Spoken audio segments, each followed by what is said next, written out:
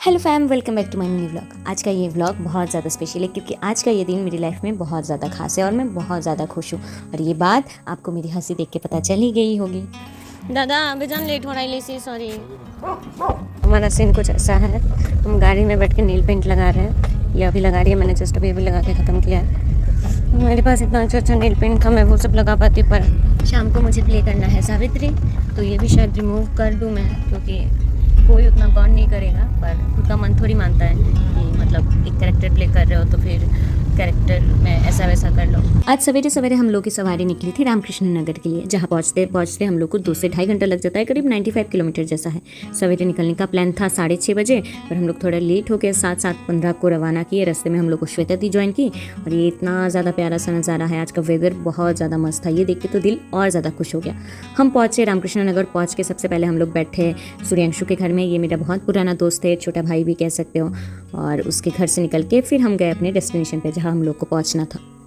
नृत्य मधु dance and yoga academy के लोगों ने हम लोग का बहुत भव्य स्वागत किया।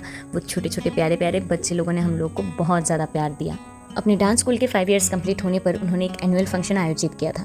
उसी फंक्शन में डांस कंपटीशन के जजमेंट के लिए मुझे और श्वेता दी को बुलवाया गया था, और हम लोग बहुत ज़्यादा आभारी है इस बात के लिए। प्रतियोगिता शुरू होने के बाद इन छोटे छोटे बच्चों की प्रतिभा और प्रस्तुतिकरण देख के हम दोनों ही दंग रह गए। इस छोटे से उम्र में इतने परफेक्शन के साथ प्रस्तुतिकरण शायद मैंने पहले ही कभी देखा होगा। कभी कभी तो हमें बहुत ज़्यादा मुश्किलें आन पड़ी थी जजमेंट करने में, क्योंकि सारे बच्चे एक से बढ़कर एक थे।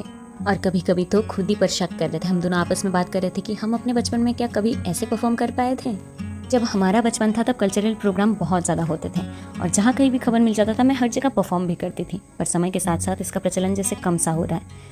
पर मुझे मधुमिता से मिलकर बहुत ज़्यादा इंस्पायर्ड फील हुआ कि शहर से इतने दूर गांव के एक कोने में उसने इस चीज़ को, इस संस्कृति को बनाए रखा। सच कहूँ तो हमें ज़रूरत है मधुमिता जैसे कुछ और लोगों की, जो सिर्फ खुद के बारे में ना सोचकर दूसरों को काबिल बनाने में अपनी कामयाबी ढूंढ सके। छोटे से लेके बड़े हर एक बच्चे को उसने इतना अच्छा प्रशिक्षण दिया। अगर उसके बच्चे ऐसे परफॉर्म कर रहे हैं तो सोचिए वो कितनी अच्छी परफॉर्मर होगी। जजमेंट के दौरान वहाँ बैठे बैठे मैंने बहुत बार नॉस्टैल्जिक फील किया, क्योंकि मुझे अपना बचपन याद आ रहा था। वहाँ पे ऐसे बहुत सारे गाने थे जिनसे मैं बहुत ज़्यादा कनेक्टेड फील कर रही थी, क्योंकि उन गानों पे मैंने बहुत बार परफॉर्मेंस किया, और इवन कॉस्ट्यूम भी बहुत ज़्यादा मिलता जुलता था। मेरी आंखों के सामने बार बार वो दृश्य झलक रहा था कि कैसे मेरी मम्मी मुझे सजा धजा के हर बार हर एक प्रोग्राम में लेके जाती थी।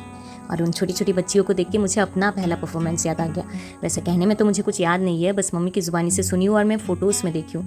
मम्मी कहती है कि मैंने अपना पहला परफॉर्मेंस 2.5 साल की उम्र में किया था, और आप विश्वास नहीं करेंगे, वहाँ पे 75 to 80 परफॉर्मर होने के बाद भी मुझे 3rd पोजीशन मिला था। और बस तभी से शुरू हुई थी मेरी ये जर्नी, जो आज तक नहीं रुकी। और मैं दावे के साथ कह सकती हूँ कि ये जर्नी बहुत लंबी चलने वाली है। तो बस अपनी कहानी कभी और सुनाती हूँ। वैसे कंपटीशन की कड़ी खत्म होने के बाद सब लोगों की रिक्वेस्ट थी कि मेरी और श्वेता दी की एक परफॉर्मेंस देखनी है। फिर क्या, मैं उतर गई मैदान पे बिना तैयारी के। वहाँ जाके मैंने क्या किया मुझे खुद नहीं पता, तो भूल चूक माफ़ करिएगा। फिर आई फेलिसिटेशन की कड़ी, और वहाँ से हमने रिजल्ट अनाउंसमेंट की तरफ मूव किया। वहाँ जाके हमें हर एक लोगों से बहुत ज़्यादा प्यार मिला, और बच्चों के साथ साथ उनकी माएँ भी इस कला में बहुत रुचि रखती हैं। तभी तो हमारा जो फोक डांस फॉर्म है धमाइल, सारे गर्जियन ने मिलकर वो तैयार किया और परफॉर्म किया, और लास्ट में हम लोग भी उनके साथ झूम उठे।